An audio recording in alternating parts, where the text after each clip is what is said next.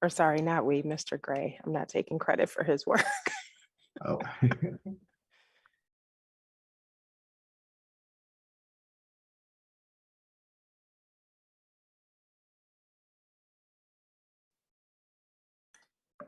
Good evening, everyone. Happy Monday and happy holidays. Welcome to the Bladensburg Town Council's Town Council meeting for Monday, December the 12th, 2022. We're now called to order. We'll begin tonight's meeting with an opening prayer by Councilmember McBride. And following the opening prayer, we'll observe a moment of silence for two individuals who meant a lot to the Prince George's County community. And that is with the passing of Sheriff Melvin High last month in November. And also Delegate Tawana Gaines, who was another public servant who did a lot of amazing things for the Prince George's County community. So with that, I'll turn it over to Councilmember McBride.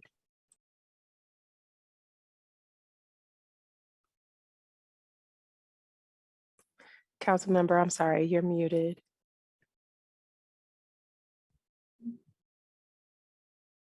Thank you.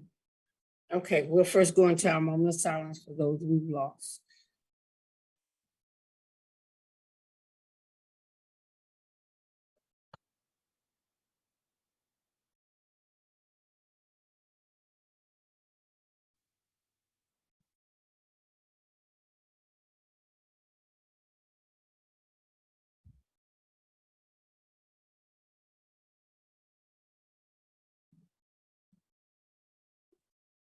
Amen. Gracious Father, we thank you for this day. We thank you for our life, our health, and our strength. We thank you for bringing us together once again, and those that are assembled with us on Zoom today. We ask you to continue to bless us and strengthen us. Give us the guidance that we need, Father, to make wise decisions concerning our towns and wherever we need to be or whatever we need to do. We ask you to also remember our young people on today, those that are losing their lives early. We pray for their mental state. We pray for them in their schools and their homes. We ask you to continue to remember your neighbors as well as yourself. We ask you to continue to love on one another, be encouraged, be uplifted, and be blessed. Gracious Father, we thank you for all these things. In your name we pray. Amen. Amen. Thank you, Councilmember McBride. At this time, we'll turn it over to Councilmember Brown to lead us in the Pledge of Allegiance. Mr. Gray, could you please put the flag up for us? There it is. Thank you. Get ready. I pledge allegiance to the flag of the United States of America and to the republic for which it stands, one nation, under God, indivisible, with liberty and justice for all. Thank you so much, Councilmember Brown. At this time, we'll move on to the next item on the agenda, which is approval of tonight's agenda. Is there a motion to approve? So move. Moved by Councilmember Brown. Is there a second? Second. Seconded by Councilmember Rout. Any discussion? Hearing none, I'll call for the vote. All in favor, let it be known by the saying of aye. Aye. Any nays? The ayes have it. Thank you so much. At this time, we'll move right into our appearances. We have two scheduled for tonight's council meeting.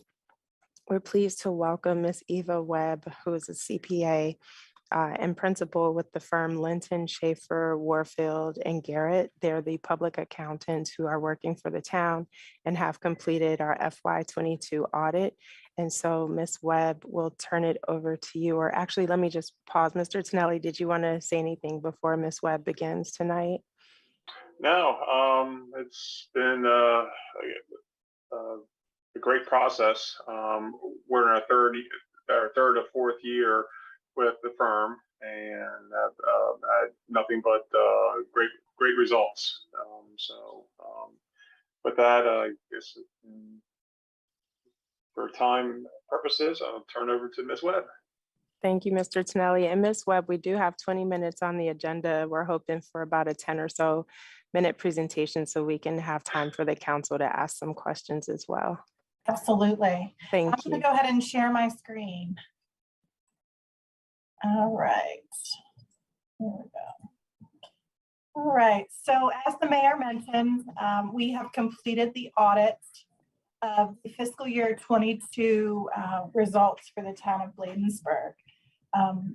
So the report is 45 pages long, so condensing it into 10 minutes is always a challenge. So I am really going to do a very high level overview. I am going to pause here on the audit report. So management, you'll see here in bold, management is responsible for the financial statements, and all we do as auditors is express an opinion on those financial statements. And so you'll see right here at the top, the opinion has been changed a little bit. It used to be buried at the bottom, and now the standards require it to be right here at the very beginning of the report. But you'll see, in our opinion, the financial statements referred to above present fairly in all material respects. And so what that means is the town has a clean, unmodified audit opinion, which doesn't always sound like a good thing, but this is the best report that you can ask for. So congratulations on that. I will point out here on the second page, if you were to look at last year's audit, you wouldn't see any of these items on it. This is new. There was a new standard that was implemented during the year. And so I am going to go through it just a little bit. It's a good reminder. These are things that we've always done as auditors, but they've never been written and communicated with the council before. So, you know, when we are performing the audit, we exercise professional judgment and maintain professional skepticism. That's important because we are independent of management. We identify and assess the risk of material misstatement, and that helps us determine what procedures we're going to perform. We do obtain an understanding of internal controls, and we evaluate the appropriateness of the accounting policies. And finally, we determine whether or not you are a going concern, meaning that you are going to be around in 12 months. So you'll see here the date was left blank.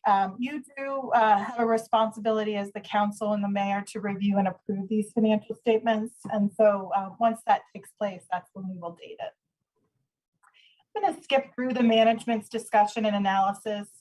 It's a required element of the financial statements, but it really is just a summary of sort of the financial results. So Exhibit A1 is our statement of net position. And so this reflects all of the assets and all of the liabilities of the town. So you'll see for fiscal year 22, your total assets were $11,614,000. And if you look up above, most of it is current assets, about 9.2 million. And most of that number consists of cash and investments. All organizations, all municipalities have liabilities at the end of the year.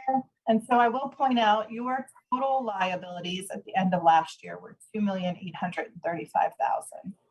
The largest piece of that being your pension liability of about 1.7 million. So the difference between our assets and our deferred resources and our liabilities and our deferred inflows is what's known as net position. And you'll see that number for the year ended June 30, 2022 is a little under 6.5 million. So essentially these are your reserves, and there's different categories, and we'll talk about those in a few minutes. The next statement is your statement of program activities. If you were a for-profit, this would be your income statement. The format is a little bit different than what most people are looking at because it starts with expenses rather than revenues. But I really do, I've come to like it.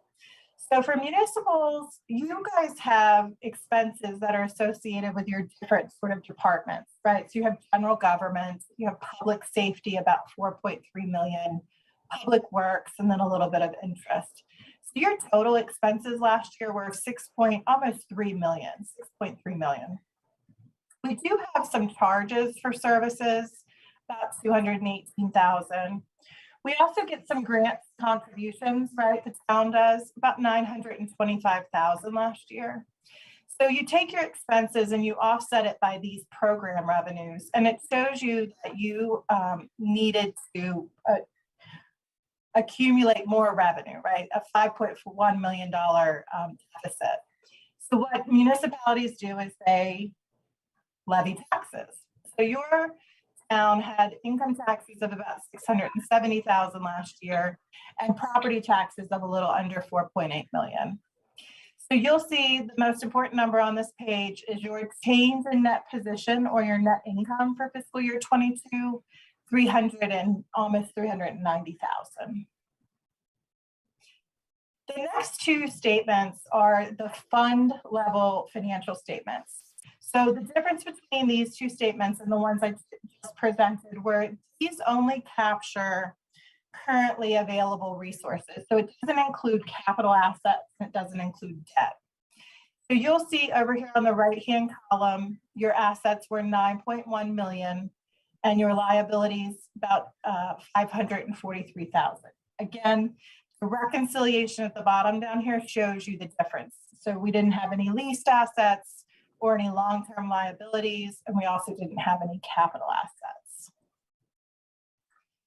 Same thing here on our statement of revenues and expenditures.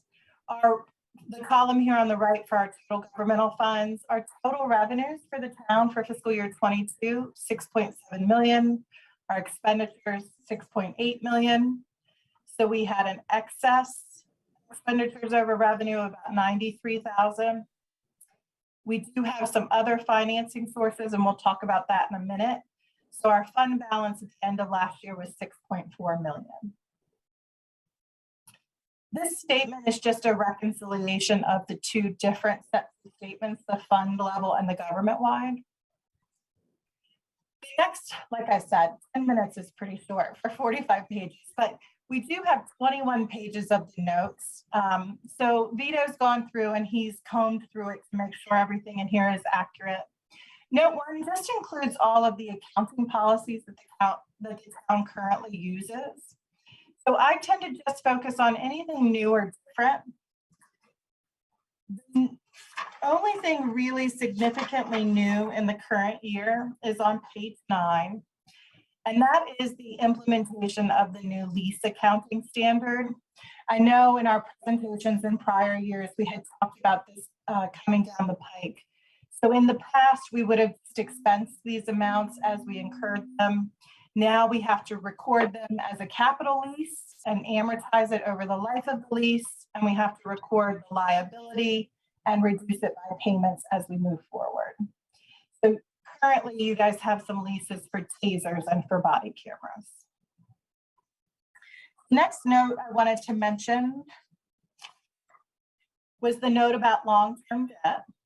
That's on page 13.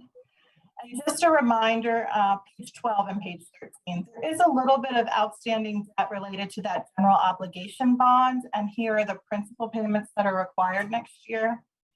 And again, those leases here are the principal payments that are required in the future on those.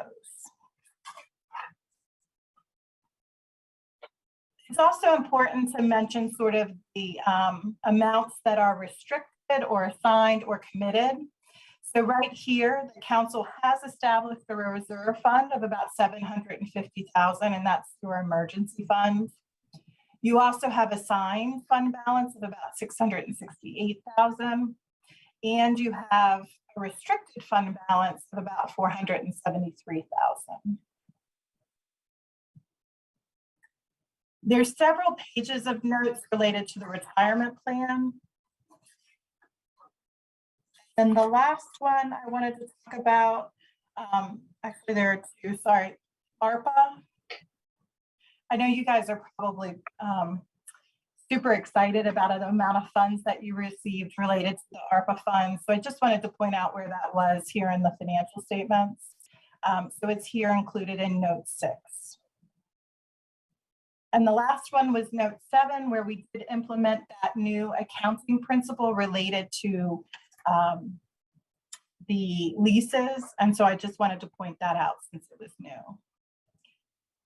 The only other sort of item I wanted to point out, because I think it's important, is the budget versus actual. I know that you guys look at this on a monthly basis. And so just a reminder that these are included in your audited financial statements. So you have your original budget, your final budget, and your actual amounts. So it's important here to note your final budgeted revenues were $6,469,000. Your actual received was $6,725,000. So that's a great, you have a positive $255,000 there. And the same thing on the expense side, you had budgeted $7,005,000 and your actual expenditures were less, $6,783,000. There's a couple schedules related to the net pension liability.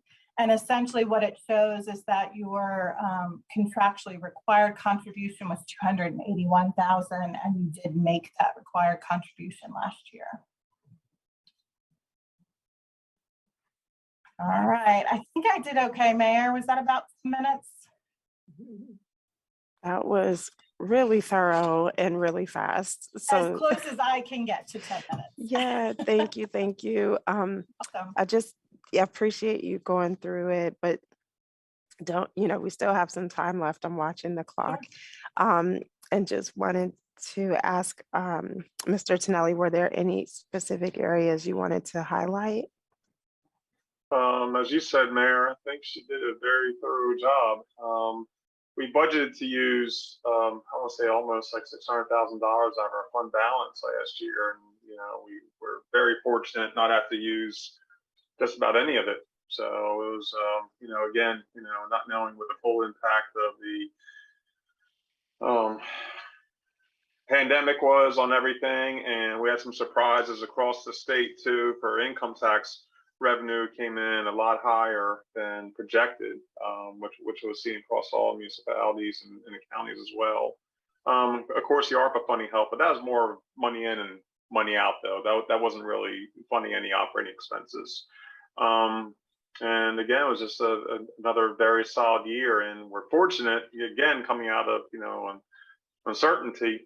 So it's and we could keep doing what we do best, serving the residents. Thank you for that, Mr. Tonelli. I want to turn it over to the council for any questions or comments.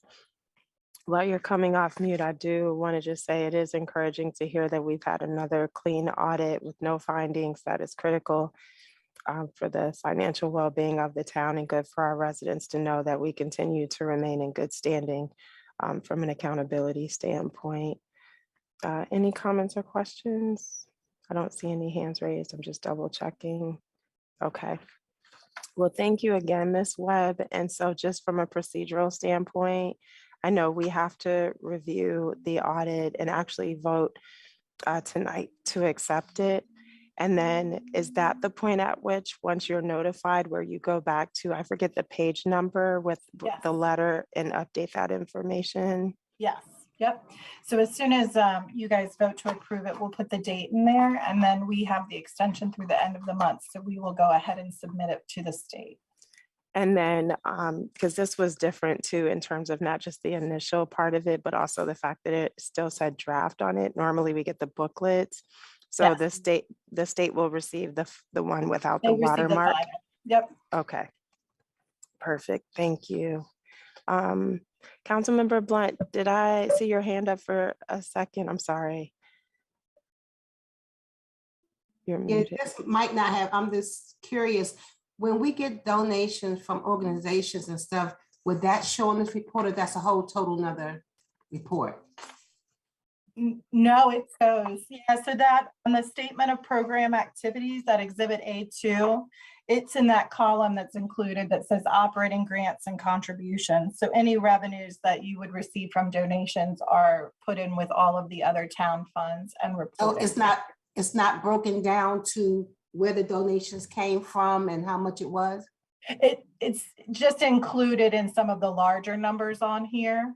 But yes, if it was for a specific purpose, like if it was a donation for general government, it would go on the general government line. Or if it was a donation for something else, it would go on a separate line. Okay, but it's not broken down by who gave it, how much money it was. It's just all goes into one bucket. Yes, that's Okay. correct. Okay. Our Thank internal you. statements have it broken down, and we keep track of it. And the audit is more of like a macro a summary of Big picture. everything. Yeah. Okay, But it is good to know that the detail of it is housed somewhere, just in case we ever have to come back and show that information. Sure. Thank Always. you. Yes. So with that I know we will come back to, Mayor James, I just have one question. sure, give me 1 second. I was just trying to double check. Mr. Tonelli, for the council to vote on the audit, I just realized it's not under I'm looking at that too. financial business. Maybe have to make a motion to Yeah, when we amend get, the agenda to insert it in there. yeah, so let me just make a note so when we get down there, while I do that, Councilmember Rout, you had a question? Yes, so is there anywhere that we would include our earmarks? Don't know if what's the mechanism for our federal contribution that we received. Is Thank that you for not that accounted question. for? So, Mr. Tonelli, your hand is up. Were you Oh, it is up? want to answer that? It looks like it on my end. Or Mr. Tonelli, you're off mute. You want to go ahead? He may have a question. Oh, I'm sorry. I know my hand was up. Oh, no, Rich's was up. Now you are, Oh, I'm sorry. sorry. Okay, is it to me or Rich? I'm sorry. Well, I wasn't sure if his hand up was to answer or if he had a separate question. Next year, we're going to, with the ARPA funding, with the amount of funds that we are expending, we're going to have additional work to be done for to create a single audit on top of what we already have, which is more of like a programmatic audit on top of the financial audit. And I'll let Ms. Webb expand on that more. Yeah, so council member, and I can share my screen real quick to go back to it. We do, any earmarks that you guys have, they are included in those categories of fund balance that I was talking about. So your committed fund balance was 750 and your adopted budget for fiscal year 23 includes some assignments for the projected use of the fund balance. So it was probably included in here. I don't think for you guys by the end of fiscal year 22 that you had determined, and I could be incorrect, that you had determined specifically what the ARPA funds were going to be used for. And so that's not reflected in here, but it will be in the future if you have an outlined plan for the expenditures. And Ms. Webb, just to clarify, and council member, tell me if I'm wrong, but when she mentioned the federal earmark, so that's $1 million earmark. We have not yet received the physical funding, I don't believe, from the federal government. So I don't believe that would be reflected. Sorry, Right. Siri was talking to y'all. Sorry. Oh, sorry. I was like, wait a It was minute. Siri. It was Siri. It was Siri. It was Siri. I was looking, I'm like, your mouth isn't moving, but I hear No, a it's not voice. me. Sorry. Sorry, Ms. Webb, you were saying. No, that's okay. Yeah, so it has not been included in these fiscal year 22 statements, but likely would be included in the fiscal year 23 statements. But just to briefly touch on what Vito was saying, because I know it's all of the councils have been asking us the same thing. With the ARPA funding, if you expend, not receive, expend more than $750,000 in a single year, we do have to do that higher level audit. So it really is, it's a compliance audit. And I know everybody's tired of hearing it because we've all sat in on the 30 million MML webinars, right? But it is a lot of work. And so all I've been telling my clients, because all of our clients have really good controls over disbursements, is just to keep doing what you're doing. So if you have a control that says, you're going to have dual signatures on checks, keep doing that. And then just to make sure you're documenting, and you guys run a fabulous meeting. So just continue to document any decisions you're making in the council meetings, and that will hold up and support the decisions that you make 5 years from now. Thank you. Thank you for that. And thank you for the question, Mr. Charnovich. We're at the end of our time. Did you have one more brief question for Ms. Webb? You're muted, Mr. Charnovich. Oh, thank you, Mayor. No, I was just touching on the procedural. I was going to mention the procedural component. So I did put a small note at the end of the appearances on the agenda about the audit approval. While it's not a specific line item in the financial business area, like I wasn't sure if council wanted to act to accept and approve immediately after the discussion with the auditor versus putting it on the financial business end. I think you're able to do it either way, but I wanted to point that out that in theory you could take the action right now, but or you could just defer it down to the financial business section. Okay, Thank you, Mayor. for that. Councilmember Rout. Mayor James, I move to accept and approve the 2020, the financial statement for the year ended June 30, 2022. Is there a second? Second. Seconded by Councilmember Brown. Any further questions or comments? Hearing none, I'll call for the vote. All in favor, let it be known by the saying of aye. Aye. Aye. Any nays? The ayes have it. Thank you so much. And Ms. Webb, similar to last year when you gave us the presentation, you made the offer that if we wanted you to come back, go a little more in depth on it, that you were open to that. So we, 100%. if we have further questions and want to ask you to come back and talk with us additionally, we will work that through Mr. Tonelli's office. Perfect. All right. Thank you so much for joining us tonight. Have Thank a you for great having me. evening and happy holidays. All right, you too. Thank you. And so at this time, we'll move forward with another highly anticipated presentation from none other than Mr. Samuel L. White Jr. With respect to the Bladensburg market and feasibility study, which was done by the Prince George's County Planning Department. And so this has been a long time in the making. We got this research funded actually through Maryland National Capital Park and Planning Commission. And so, Mr. White, we're excited to hear your presentation tonight and would like to just follow the same format where you present for 10 or so minutes and we have some time for questions at the end. Okay, that sounds great. Thank Let me you. go ahead and try to share my screen. Let's see, I think it's screen number 2. Can you see my screen?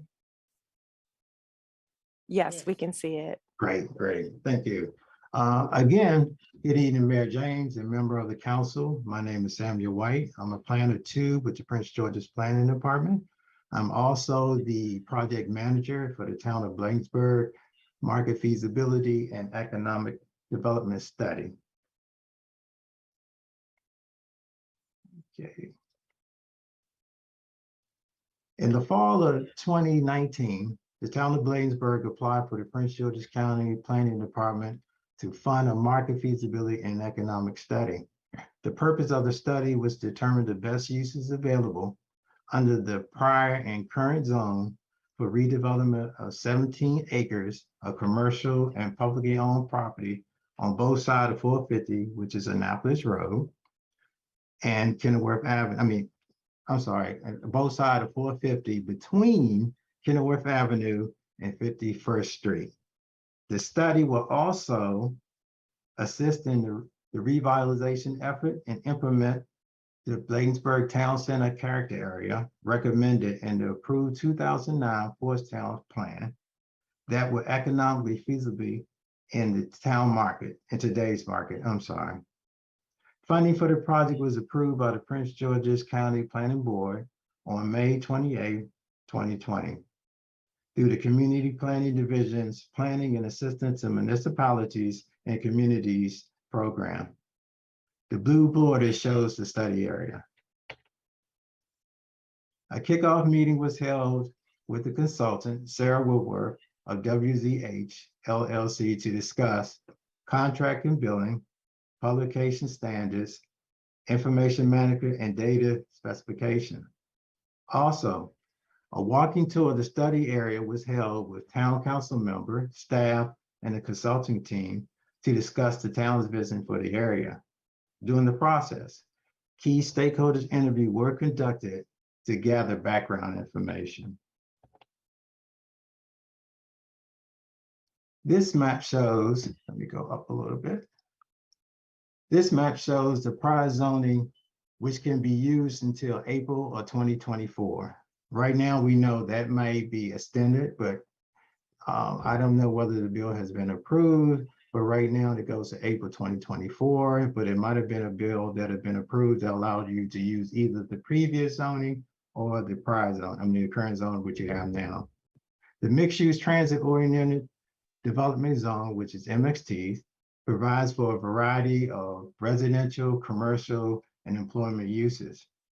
Redevelopment of these properties must be also conform to the DDO, which we call a Development District Overlay standards to ensure height, tree state elements, facade treatments that are consistent with desired character for the area. This slide shows the current zone.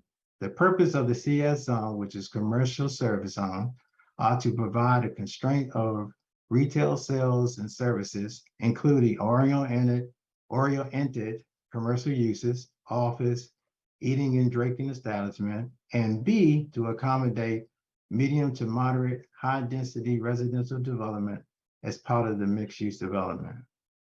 The purpose of the CN zone is to buy A, lands for a range of small scale, low intense retail and services commercial development that provide goods and services primarily to serve the daily needs of residents immediately surrounding the neighborhoods.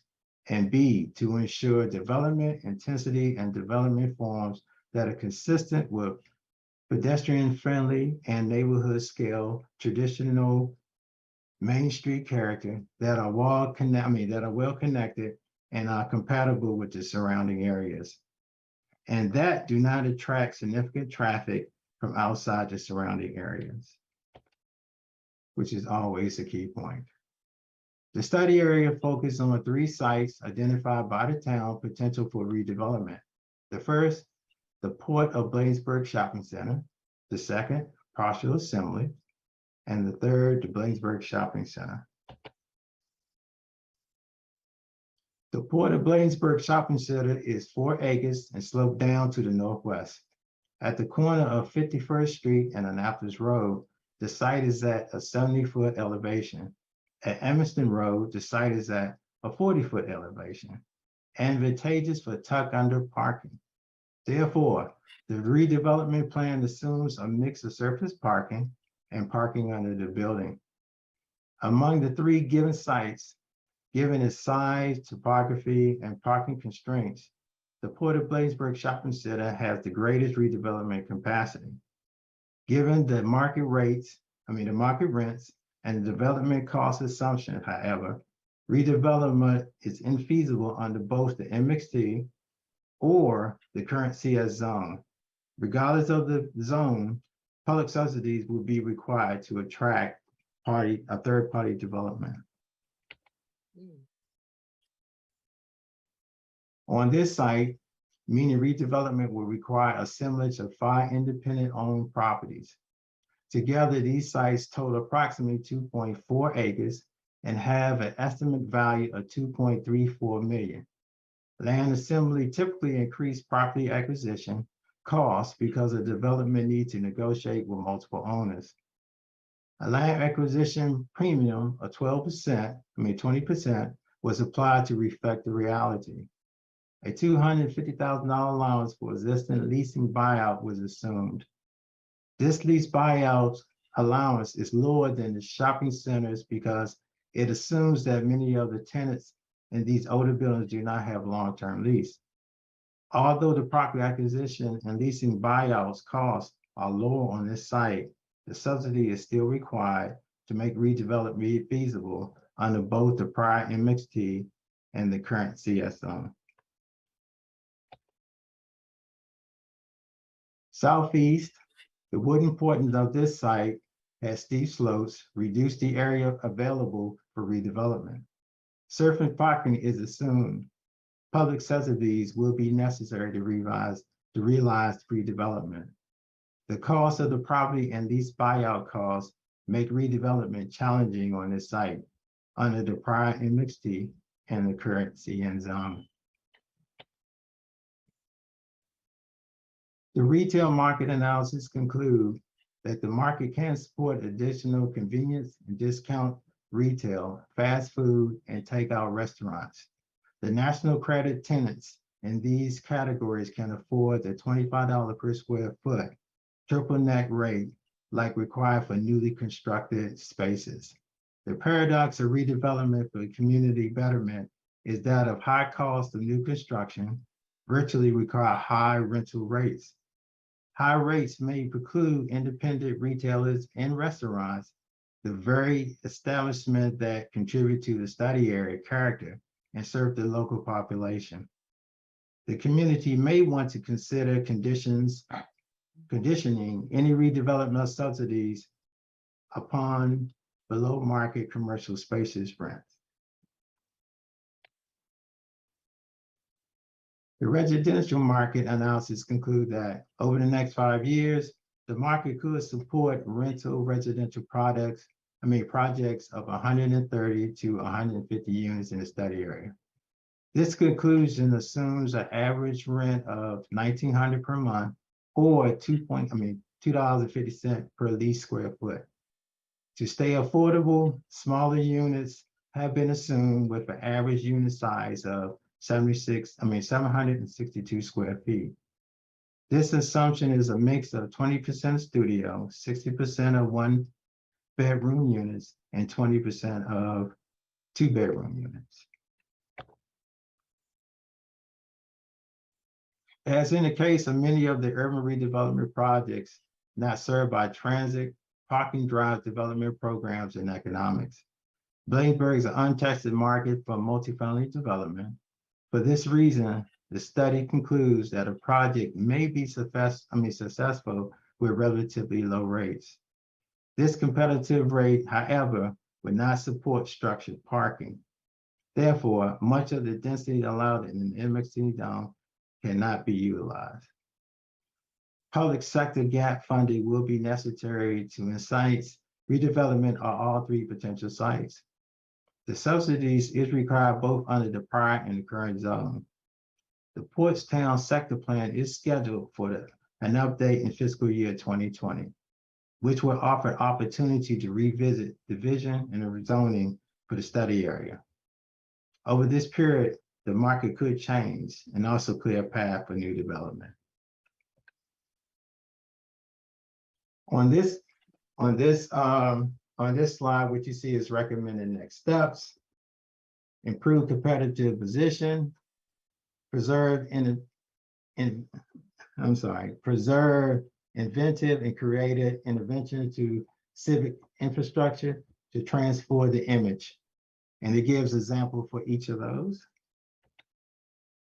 And the next step also is to utilize the Maryland Department of Housing and Community Development, the Sustainable Community Designation, which are funding that you can actually utilize. And that concludes staff presentation. Great. Thank you so much, Mr. White, for walking us through the analysis from the study. It was certainly helpful to have more precise information in terms of what realistically would work in this market that we're in currently. So we understand as we build out that bigger vision for redevelopment on our main corridor, what's realistic. I do want to give our council a chance. Let me scroll down, I'm sorry, and see if there's any raised hands. I do not see any at this time, but I will say I know the project did get slowed down just due to staffing and due to the pandemic. And so we're not as far along as we thought we would be back in 2017 or 2018. And so we're working to get a town administrator in here within the next few months. Once that position is filled, then having that leadership role stood up will help us to be able to get back on track, because previously, a few administrators back, she had actually organized a redevelopment task force. Exactly. And so convening that group really was helping to have regular meetings to keep moving the vision forward. So between staff departures and COVID, as I said, we've had some real setbacks here, but are looking to turn things around in 2023. And a huge part of that is having this data so we can make some sound decisions as discussions start to move forward. Councilmember Brown, I'm sorry, I just scrolled back up and saw your hand. Thanks, Mayor, and thanks for that wonderful presentation. Just really real quick. So it seems like, sounds like our challenges are with the zoning in terms of with redeveloping, when they, talk about this parcel, that parcel, and all that connecting together. It sounds like, we have a problem with the zoning that's probably that will causing us some issues right now to move forward. That is correct. What it focuses on is the current zone that you had and the previous zone that you had. And I think that there was an issue from the previous administrator that the proposed at that time, the CS zone allowed for different audio-oriented land uses on that side, which was not in favor of the town direction at that particular time. And that's why we included that in 2024, you might want to revisit and see if there another zone that will allow you to have the vision of a town center down in that area. Yeah, and zoning, oh, I'm sorry, I'm Mr. sorry. White. No, I would say you definitely want to revisit the zoning, but what it actually does also, even if you have the zoning, you had the MXT zoning for a number of years. The plan was actually done in 2009, and nothing really happened in that area. So how can we, and I think one of the next steps was, how can you rebrand it? You can build upon the Portstown brand, but how can you also brand it where Bladensburg is more identified and also get you those uses that you want to see there? Since you got the new library that's going to be right on the corner at Emerson, is really nice. You got the waterfront that's like a little bit further down. You got Peace Crosses there. I think it tries to look at different ways that you can actually achieve that vision that you want. But zoning is the key to it. And doing that process, when the sector plan is initiated, you definitely might want to you definitely want to revisit that. And then just to add on to that, Councilmember Brown, there were a number of conversations and meetings while this was going forward, the zone map amendment rewrite.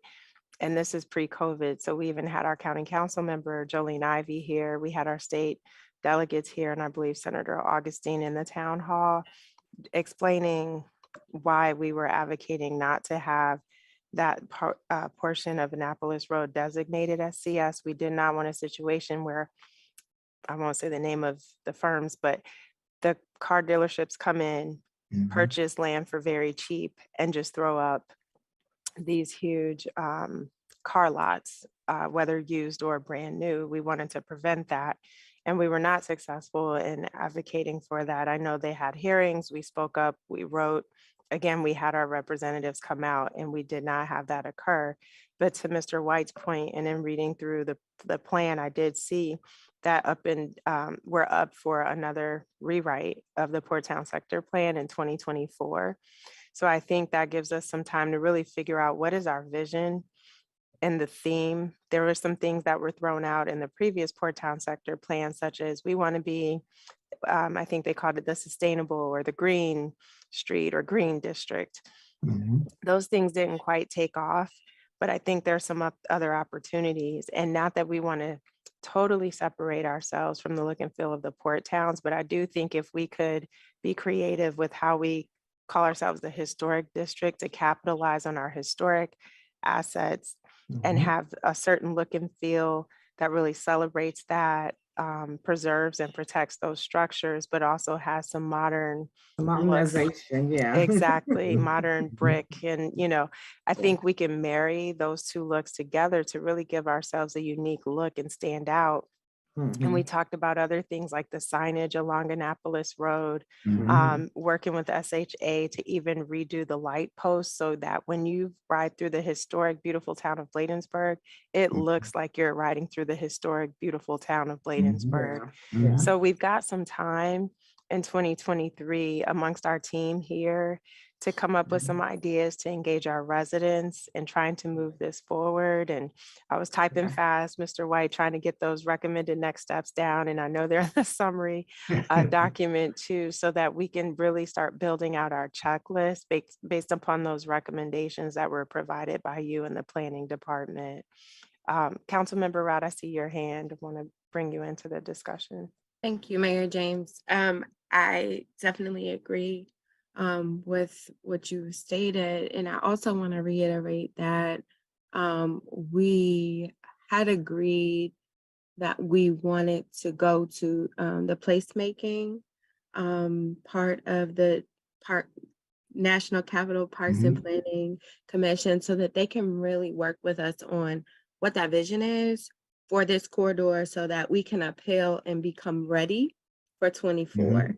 Because like time is of the essence, because if we show proof that this is what we have been doing to create, I don't know if it's, you know, I don't know, let's dream a little bit, a battle, Bladensburg battle-ish kind of feel, or whatever we choose as a as a community, then we have more leverage right now to be able to change what our zoning code is. So, you know, I would like to work on this work group to, move this forward, or I don't know how we're going to do this, but I just really think that we need to go next to placemaking so that they can assist us like they did in other parts of Prince George's County.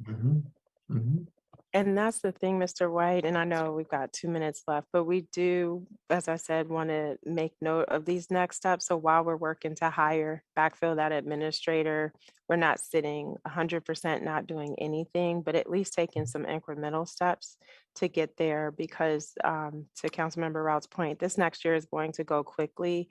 And what I've noticed is for the residents, businesses, all those folks who came to all those charrettes and stakeholder meetings before, they felt discouraged that there wasn't a big shift in the look and feel of the town with the development. And so I want to learn from that so that we take different steps, so that we actually create action and change and make the community allow them to see the change and be a part of it, but then also to have the outcome as you mentioned, the new library coming. So they're naturally going to want to know what's next, and we want to be prepared to show them we're working on what's next. So again, we really appreciate you taking the time, especially this late on a Monday, to be with us. But we will also circle back though and asking if you could help us connect to the team who deals with the placemaking and understanding what it takes to move that forward. And perhaps we can have them come to the council work session and just give us some information next month or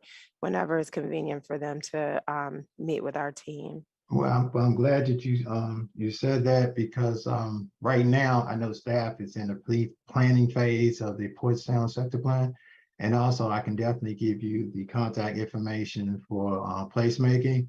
And at the end of this month, I'm retiring. So somebody will be taking my place. So this matter of fact, this will be the last computer. No, you can't go.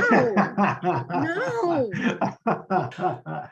Are you sure? You look like you're having fun, Mr. White. You're not quite ready. I had a great time, and I said I had a great time, but the staff there are great. And one thing that I wanted to do was to make sure that they make those connections. So I will definitely do that tomorrow. I will forward it to the supervisor for placemaking. Also will forward the information to the project manager for the Portstown plan. And I told her about the study, and also the town of Evanston did a study that they can use this to support exactly what you want to do. Because that biggest concern, it was the CS zone. And we did a one-to-one. I was a part of the group. And based on the matrix, that's the zone that you got. It justified it. But now you can revisit it and say, well, we don't want that zone, and this is the reason why. You can use this because this is more realistic of what you could do. But like I said, in the future, you can always go for a different zone to get you what you want. So that would be great. But I'll make sure tomorrow you will definitely be hearing from them. Perfect. Thank you. Well, Mr. White, congratulations on your well-deserved retirement. As a Prince George's County resident, we are grateful for your many, many years of professional and dedicated you. service, and just wish you all the best as you move on to the next chapter. Thank you. I appreciate that. I definitely appreciate it. All right, take care, sir, and we'll look All forward righty. to getting your email. Yes, you will. All Okay. righty. You all have a great night. You as well. Thank All you. right. Thank you. Bye-bye. Bye-bye. Yeah. So thank you all for the great discussion there. Lots of good ideas and so forth. Uh-oh, beautiful picture. Yeah, that's me and my my lovely wife. Yes, Miss AKA. Yes. I'm trying to, let's see how you log off. I'm trying to log off here. Oh, Let me I- stop sharing. there you go. There you go. Yeah. Okay, perfect. I didn't want to show my wife, but then again, I love showing my wife. And if you guys see me on Facebook, you always have this saying out here in these streets, the life of AK and the cute is traveling around. But anyway. On that note. On that note, I'm out of here. Thank Y'all have a good you. evening. Bye-bye. You too. You too. Bye-bye.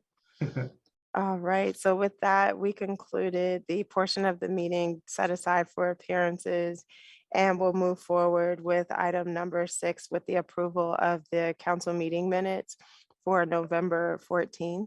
Is there a motion to approve? So moved. Moved by, was that Councilmember Rout? Is there a second? I'll second. Seconded by Councilmember Blunt. Any discussion or corrections to the minutes? Hearing none, I'll call for the vote. All in favor, let it be known by the saying of aye. Aye. Aye. Aye.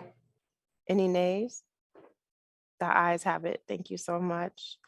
At this time, we will move into public comment. Oh, there's a message. Okay, so there were no public comments received over the weekend.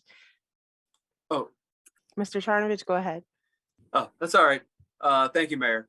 I did receive one public comment. I was posting that note in the chat. Just real quick before I read the one public comment I received. If anybody on the from the public submitted one this weekend, we are undertaking a massive email migration into a brand new email server. So emails are like gradually coming in. So it's if I did not get it, I posted in the chat where you can send it to, and I will either address it or read it at a later time, or I'll make sure it's read at a public meeting and circulated to the council. But the comment that I did receive, I can read into the record. The comment is from Carletta Lundy, town resident. Hello, Bladensburg Mayor and Council. Maryland allows local government jurisdictions, such as the town of Bladensburg, to enact rent control policies. So I'm writing to you asking and hope that on behalf of town residents, you would join fellow Maryland legislators throughout the state to enact legislation for rent stabilization, sometimes referred to as rent control, that would legally regulate how often and by how much landlords may increase the rent of given units.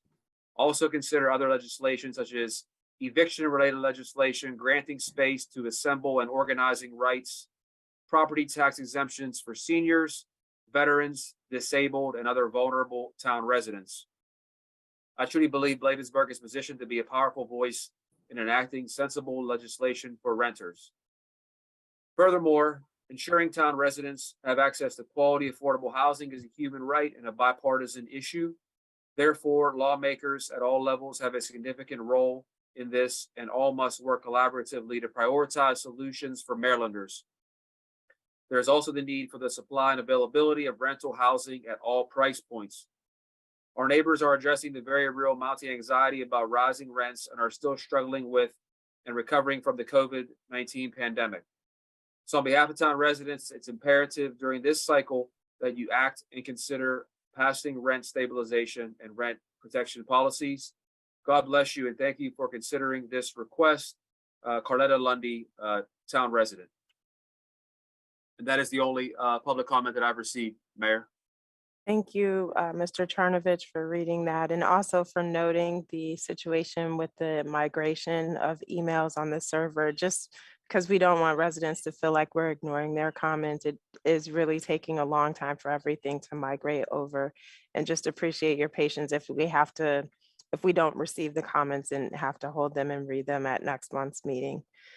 At this time, we'll move forward with unfinished business, which is the ordinance adoption for Comcast cable franchise agreement. So Mr. Charnovich, we'll turn that over to you for the second reading. More reading, oh no. Just kidding. Thank you, Mayor. I will try to be quick.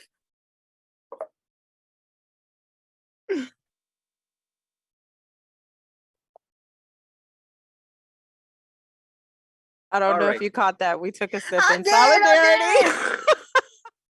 That's gonna be our new thing at council meetings. We're gonna all take a sip of water whenever it's Rich is reading an ordinance. So I like it. It's very, very team building.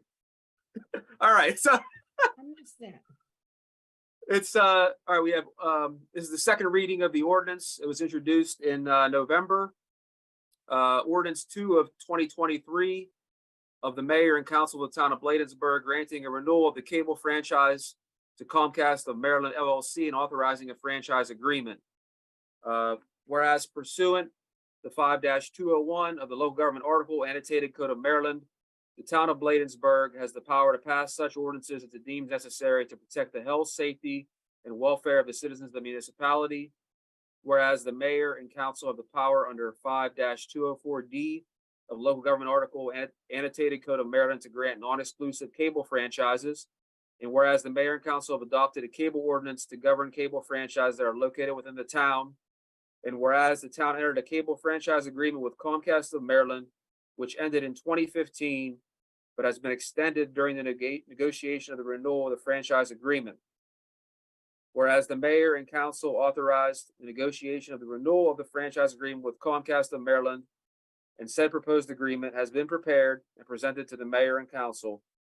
And whereas the mayor and council have determined that it is in the public interest to renew the cable franchise with Comcast of Maryland LLC within the corporate limits of the town, on condition that Comcast of Maryland LLC enter into a franchise agreement in substantially the form as attached to this ordinance.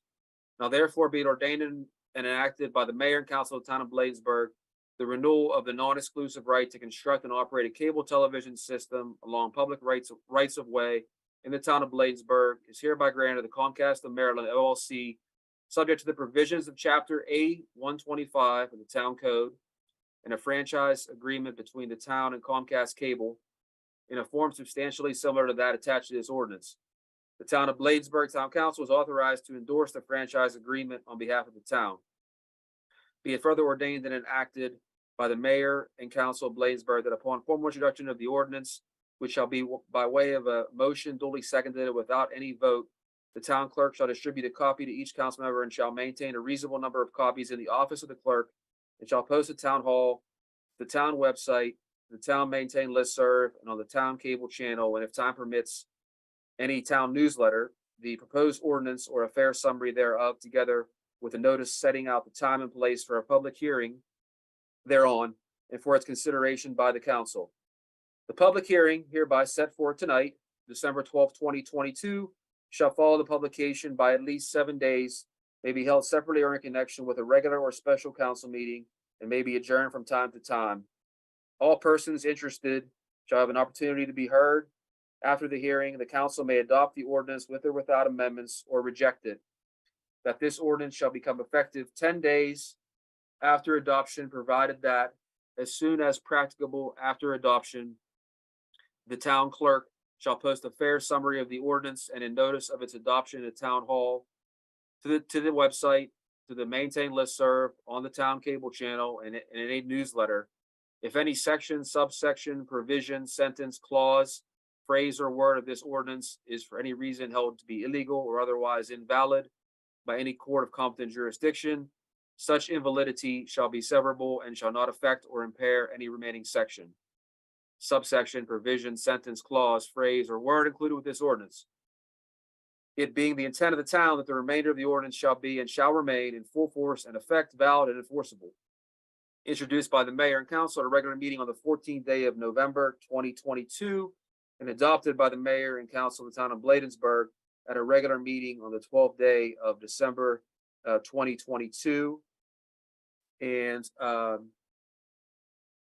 that's it, Mayor. And I would just also point out, for the sake of the public record, that the town attorney was present at the last month's meeting to present this to the council.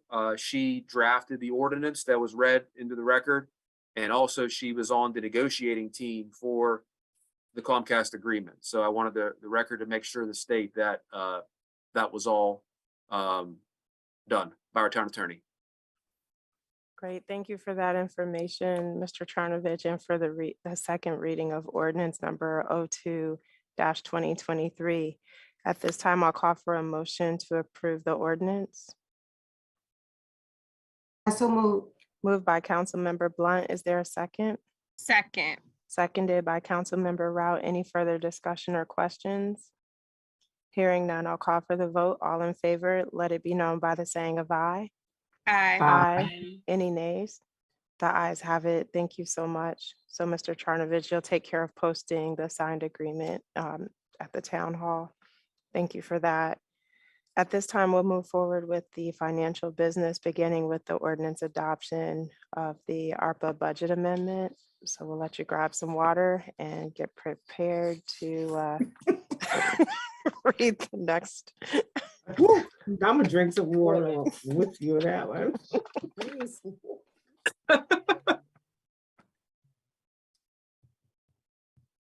Richard, do you want me to share the screen to show the budget amendment? Yeah, that'd be great, Mr. Tonelli. Thank you.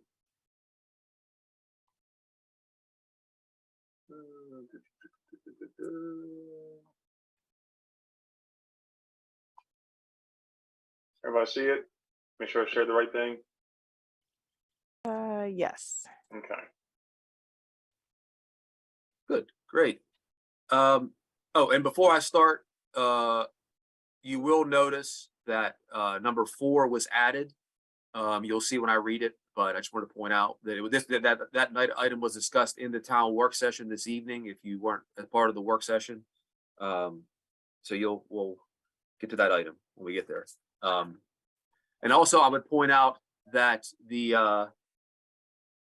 I labeled this particular ordinance an emergency ordinance. I was discussing with Mr. Tonelli this concept. I know, as I understand it, practice here in Bladensburg has occasionally been to do one reading of an ordinance, which our charter allows us to do.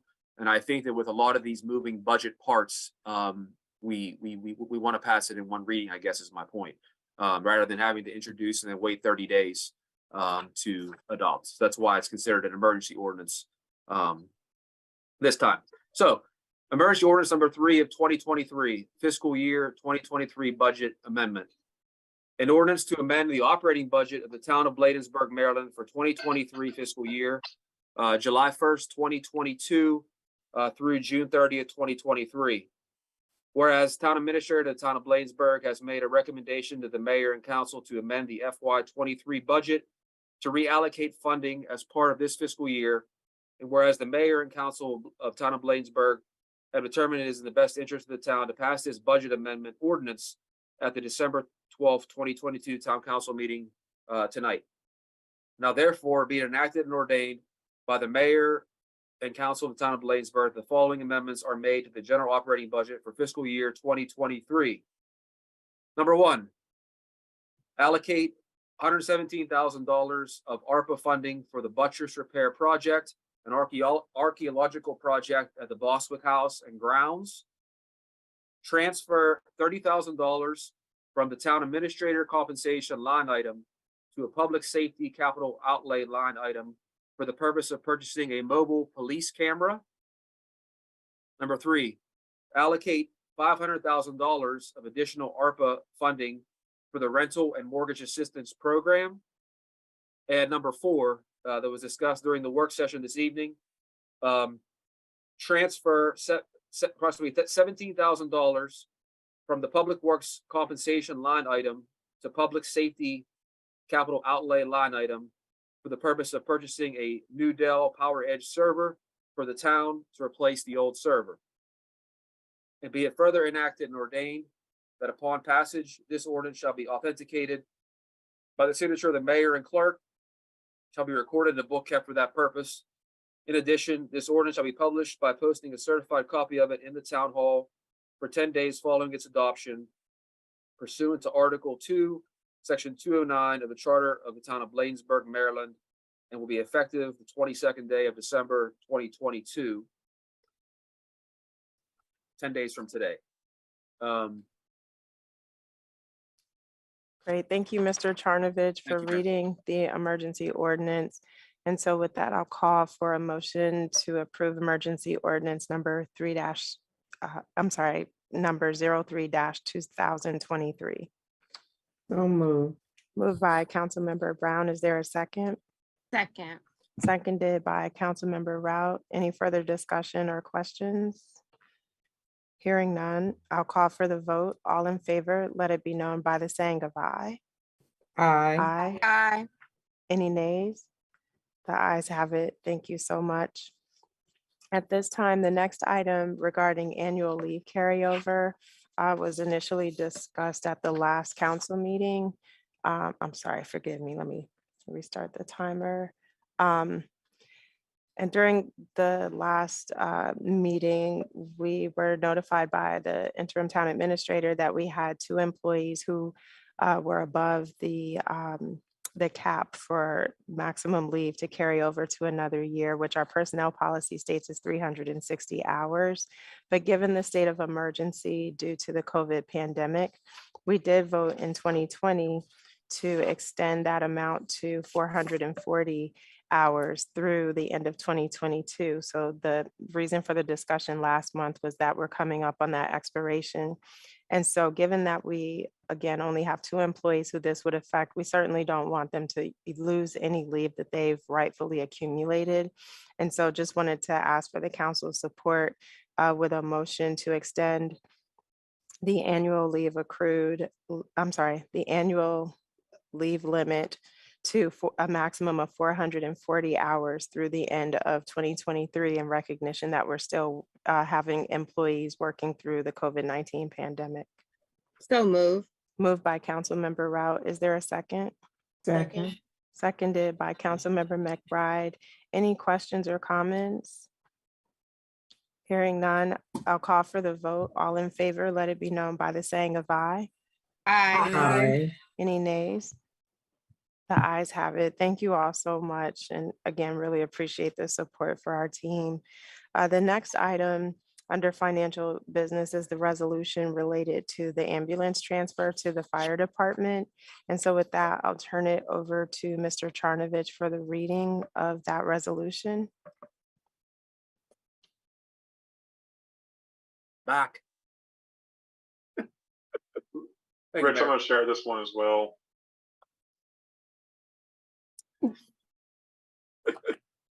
Like I'm hosting the Oscars here. I thought you meant you were gonna share in the drinking of the water.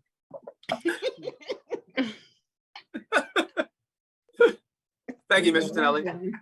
I'm getting there. Hold on one second. Where are you, baby? Where are you?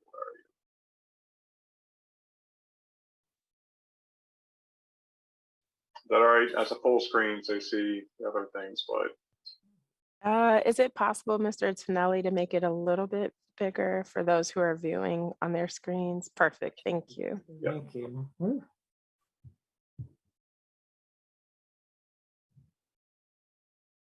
So a quick preamble to the resolution. I know Mr. Tonelli last month provided a detailed historical perspective on the on this ambulance and purchasing and the process that we've been through to get up into to this date. So with that, I'll read the resolution into the record. Whereas pursuant to section 5-201 of the local government article, annotated code of Maryland, the town of Bladensburg, hereinafter the town, has the power to pass such ordinances as it deems necessary to protect the health, safety, and welfare of the citizens of the municipality. Whereas the town purchased a 2022 model year Freightliner M2 ambulance chassis on 12/15/2020 for $78,665 through the CARES Act funds. And whereas the town also provided for a liquid suspension option for $8,567 on 3/17/21 to add to the chassis of the ambulance chassis before taking delivery. And whereas the ambulance body to be manufactured to be placed on the ambulance chassis has been ordered, we paid for by the Bladensburg Volunteer Fire Department with expected completion in December of 2022. And whereas the town has not yet taken ownership or delivery of the ambulance chassis, and whereas the ambulance chassis is of no use to the town or its residents without the ambulance body, and whereas the ownership of the ambulance body is proposed to be transferred to the Bladensburg Fire Department for the consideration that the ambulance will be used and maintained by the BVFD for the health and protection of the town's residents. And whereas the mayor and council determined that it is in the public interest to transfer the interest of the town in the ambulance chassis to the Bladensburg Volunteer Fire Department.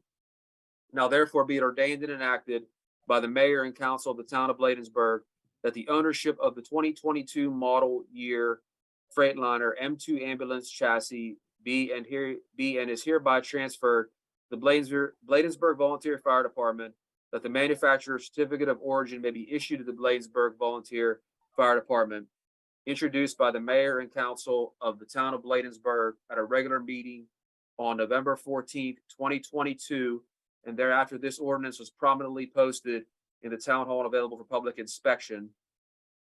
I actually, let me go back a second. I noted a typo there, so let me reread that for the record. Introduced by the mayor and council of the town of Bladensburg at a regular meeting on December 12th, 2022, and thereafter the resolution was prominently posted in the town hall and available for inspection by the public. And it's if an action is taken, adopted by the mayor and council of the town of Bladensburg at a regular meeting on the 12th day of December 2022, which this will be amended. And again, for the sake of the public record that I didn't mention at the very beginning, our town attorney did draft this resolution to be up for consideration. Mr. Tonelli and I did have a conversation with her on the best way to handle the ambulance transfer.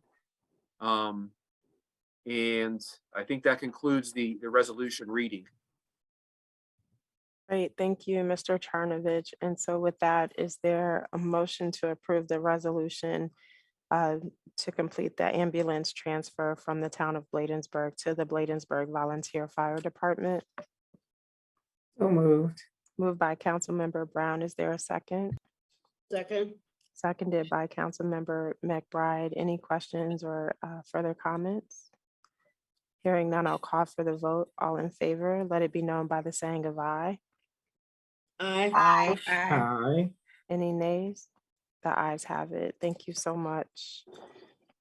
And let's see, so we did already take care of the audit approval. So that is the end of the financial business for tonight's meeting.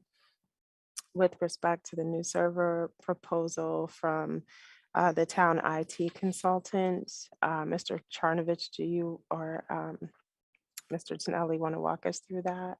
I'm sorry, I just realized your hand is up. Sorry. Oh, that's all right, Mayor. Yeah, well, to answer your question, yeah, I could take the new server proposal, but I did want to mention, did we accidentally skip over the municipal tax duplication?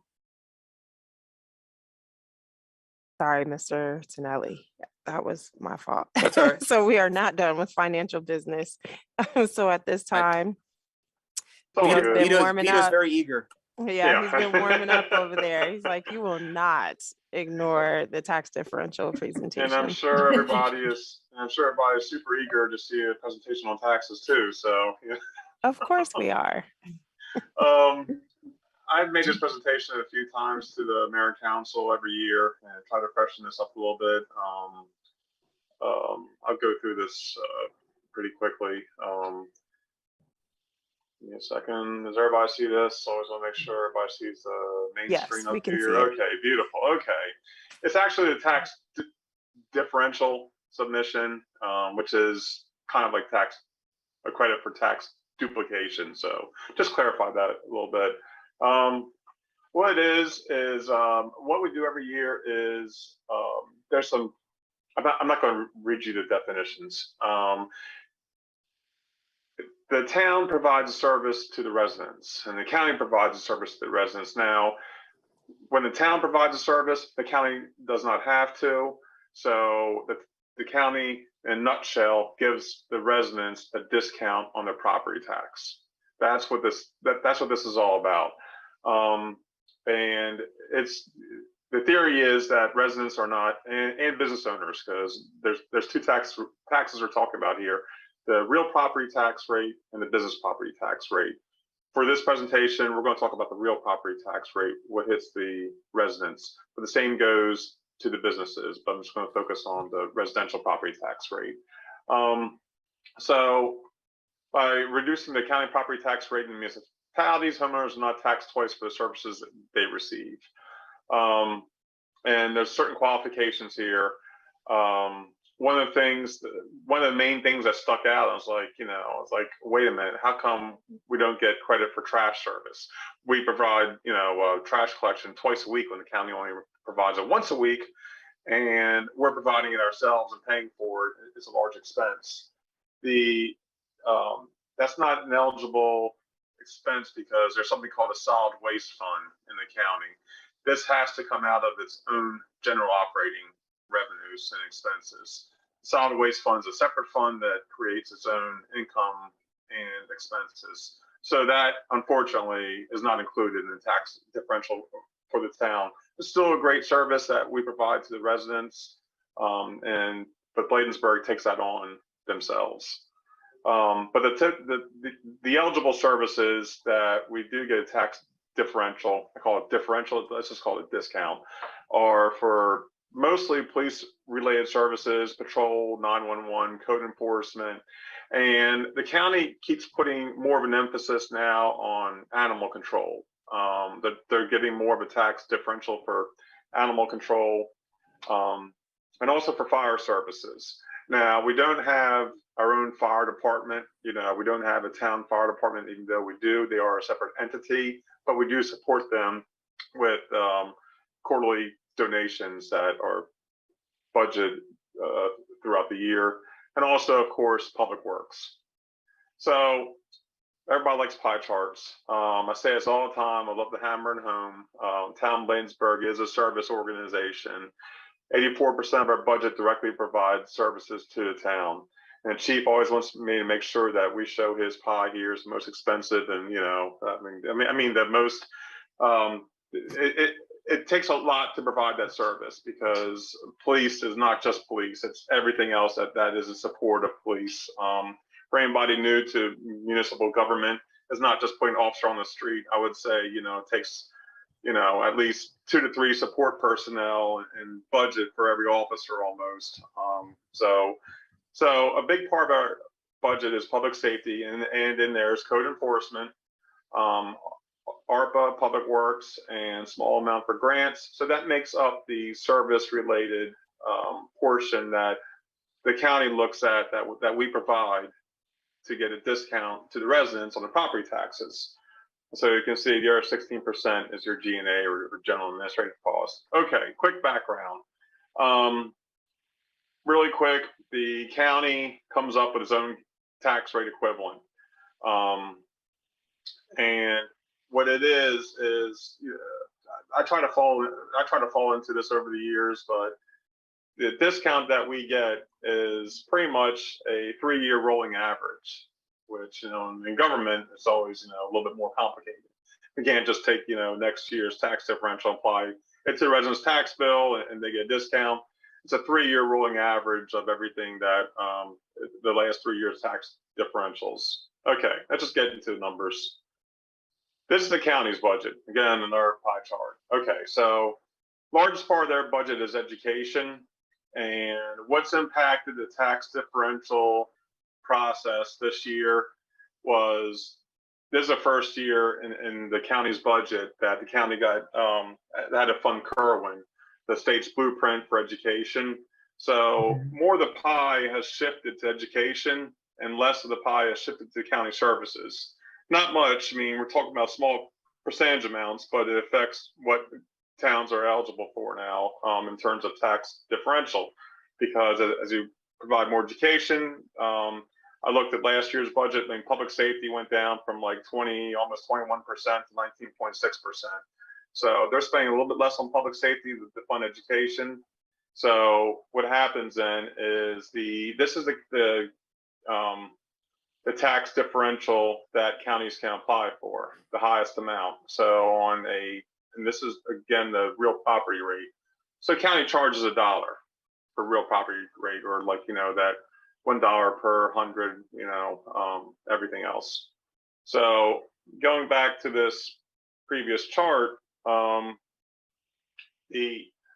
there's not much here. Most of the budget is on education for the county. So the rest is services they can provide to residents. And this is the largest chart up here is the business personal property tax rate, which is at $2, or I'm sorry, $2.50. So what's happened, and as you can see, in better years, the county can offer more of a higher amount for tax differential to the towns. And as we get down into the more trying times, I guess you could say, there's less of a differential to apply for. So what does that mean in terms for us? Well, last year we got residents received almost just over 13 cents per dollar for discount. This year it's just about 10 cents per dollar. And you can see the same up here with the tax differential rate for the for business personal property tax, which is set at $2.09. So so what happens is there's a small discount that the residents are getting off the taxes they pay to the county and remit to the town of Bladensburg. Why did it drop off this year? The big thing was public works vehicles. We budgeted and spent last year for a new dump truck. We got a nice differential for that. We didn't have a replacement vehicle in this year, so we didn't get any of this tax differential here. And I came back and said, hey, wait a minute, we budgeted it, but we have not received it yet. We're going to receive it this year, and we may, add. They said no, it's got to be budgeted and spent in the fiscal year. So we lost this funding here. I'm sorry, this spreadsheet, I'm trying to be quick here. This is the county tax differential that they could give max last year. This is the max this year. And this is what we received this year as well. Now, one of the big blanks here is the fire department. Again, we don't have our own fire department. The fire department is separate. But we did get a credit here for the contributions we do make to a volunteer fire department. And this is the letter from the county saying, why they, approved or disapproved anything I asked for. One of the things I did ask for was more money or more of a tax differential here for aging. We only got 20%, and I asked for, where is it here? I asked for a tax differential of 50%. And the reason is because of Port Town's bus that we pay for. It's a great service, but they said, while the county recognizes that the town provides activities for seniors as well as daily transportation, the town is not duplicating a social service provided by the county. So we're not doing it. So the county is doing it as well. So they denied me on that request. I'm really thinking about appealing it, but it's pretty hard to. I've appealed these before and I've been turned down every time because I'm trying to fight for the residents to get more of a discount for them. And just so you know, this is a tax differential that's coming back to the residents. There's also a tax differential that would, in some jurisdictions, that they would take the difference and give it back to the town. Okay, so it would go in the town's operating budget. But this is a tax this is a tax, again, like a discount that would go back to the residents, since a 3-year rolling average. So it's going to be the average of these 3 years that they will see on their tax bill for FY24. So this isn't for this year, it's for FY24. So I'm gonna stop there because take some questions and everything. Yeah, thank you, Mr. Tonelli. We are at time. Yeah, So let I'm me sorry. just see. It's okay. If there's a quick question, hold on, let me scroll. Councilmember Route. Thank you, Mayor James. I was very shocked to see that we only got 10 cents on the dollar for the seniors. We support a lot of the programs. We do a lot. We give stipends to each of the councils for the senior buildings. Will we be able to advocate on that? In addition to, like, we have senior specific health events where all the time there's a health aspect to our senior initiatives that are just for town seniors. So I'm not sure if we want to like go back and appeal or something, because I feel like we do a lot for our seniors. Yeah, I totally understand, Councilmember Route. Mr. Tonelli, I know the argument for the county is it has to duplicate their services that they're providing for our residents. So let's say we throw an event for seniors on mental health. If they're not currently providing that same service to Bladensburg seniors, is that going to be eligible for consideration? Well, that's what I put in the request. Going back to Councilmember Route's statement about that, and I specifically put in there in the request, I said that the town actively engages our senior population through activities and events held throughout the year, including, I'm not going to read them all, but our annual senior picnic, Thanksgiving meals, Yule log celebration, Black History Month celebration, Easter egg roll, Mental Health Awareness Day, several pop-up events. We provide transportation for our seniors to events listed above. On top of that, we also provide funding of $1,500 each of free senior housing, then that we increased to $3,000 through the ARPA funds. I spelled all this out, and the answer was still no. And that's why they, I hate to say this, but I think that's why they included that letter of why, because I pretty much appealed every year. Yeah. So it's Thank you for trying. I Yeah. appreciate yeah, you. Absolutely agree. honestly, Thank you.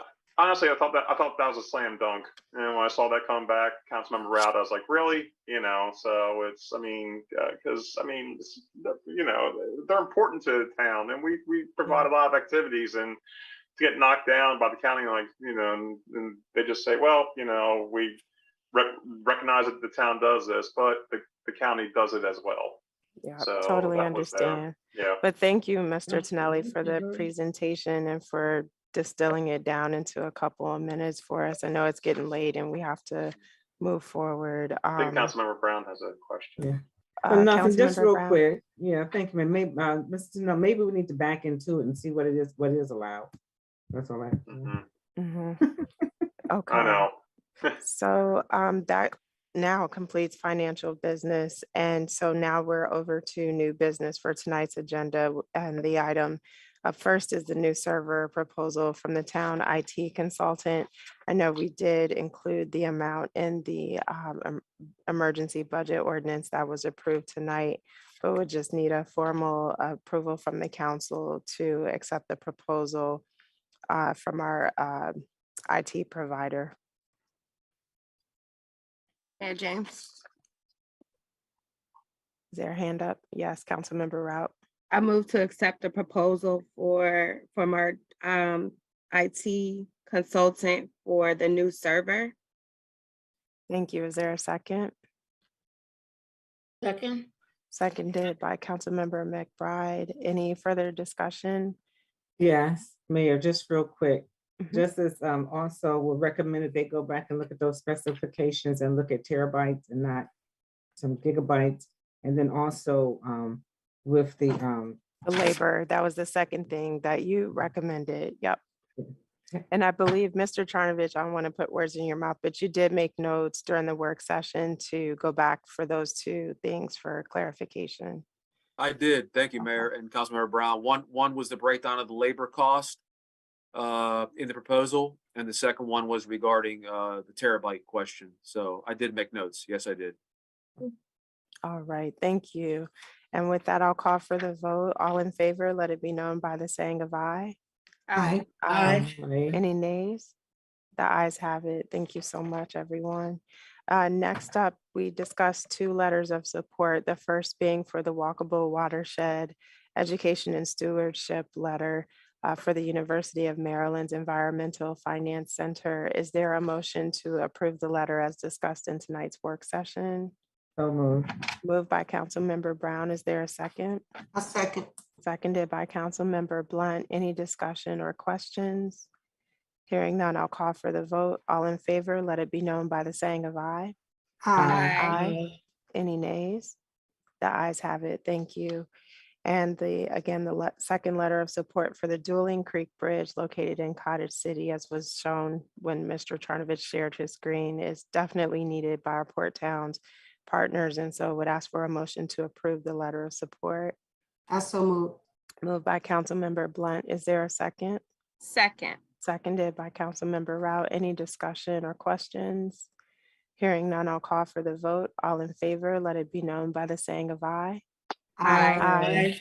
Any nays? The ayes have it. Thank you so much. And now it's time for the staff reports at 3 minutes each, beginning with the treasurer's report. And don't feel bad saying you forego, or if you want to abbreviate it, since you have your written reports, that is very okay with us, right, council? Yes. Mayor, I was going to make that suggestion, but thank you for go ahead and but yes, I did submit a written one, and I think on the heels of the audit and everything else, I think I can go ahead and forgo my report to the pleasure of the council. Thumbs up. Thank you. Thumbs up. Okay, good. Okay. All right, over to public safety and code enforcement. And I'm gonna lump fire safety in there as well, since we are blessed to have Chief Sumner with us. So Chief Collington, I'll turn it over to you first. Mayor, I'll be very, very brief. Just make two announcements. One, we have a new gun detection technology surrounding the town. And unfortunately, there was a double homicide that occurred on Annapolis Road outside of the town of Bladensburg. But our new technology was instrumental in pinpointing exactly where the shots were fired from, and it was useful for the homicide detectives. So I want to say, it came in play just when we needed it. And additionally, I just want to say thank you to so many of our law enforcement partners for our Shop with a Cop. It was a huge success. Our town staff, our town officers, I just can't express enough how grateful I am that we all came together and were able to put smiles on a lot of families' faces this holiday season. And with that, I will leave everything to my report, and I will end it there. Thank you so much, Chief. Code Enforcement Officer Reinhardt, any updates on code? I'm going to keep it very brief. I just want to do a friendly reminder. We are doing our holiday lighting contest. Any resident that wants to be judged, make sure you send an email to myself. The email address is rreinhardt. That's going to be rreinehart@bladensburgmd.gov. We want to make sure that we get you in to be judged. Judging will be occurring the end of this week. And that completes my report. If anybody has any questions, feel free to reach out to me. Do you need any help judging from the council? We can take it's always fun. All the help I can get. All right, you guys heard it first. And, oh, Councilmember Blunt, did you have a question? Are y'all judging the buildings? I'm just asking. We're judging the exterior of the buildings. We're not doing any interior judging. Everything's gonna be exterior. Okay. Good question. Thank you, Officer Reinhardt, and we'll turn it over to Chief Sumner for fire department updates. Good evening, Mayor and Council. Can you guys hear me okay? It's a brand new laptop, so I'm still getting Yes, used to sir. it. Loud and clear. Thank you, ma'am. Just real quick, so far for the year of 2022, between our engine, our ladder truck, and our ambulance, we've responded to over 4,756 calls for the year. And again, as a reminder, this is guys volunteering their time. We have no career staffing at all. So that's a lot of calls, and we're actually down calls. We're down about 1,800 calls for the year, given previous pre-COVID. So still a busy time, but not as busy as we have been. And keep an eye on our Facebook page, because sometime this weekend we'll be releasing the dates that the parade for Santa Claus will be going through the town. And I'd also like to thank the mayor and council for the ambulance and the resolution. Mr. Tonelli has the most updated production pictures. If he wants to share them or pass them around in emails, I emailed the entire production, so he has those for you guys. Great. Thank you so much for those updates, Chief Sumner, and thank you to all of our public safety officials here in the leadership, but the teams that you represent for all your service day in and day out to our community. We truly appreciate you all. So next we'll move forward with the town clerk and interim town administrator report.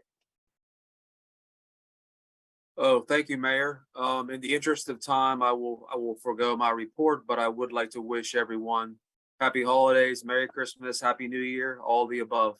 And look forward to 2023 and taking on all the challenges that we have to face. So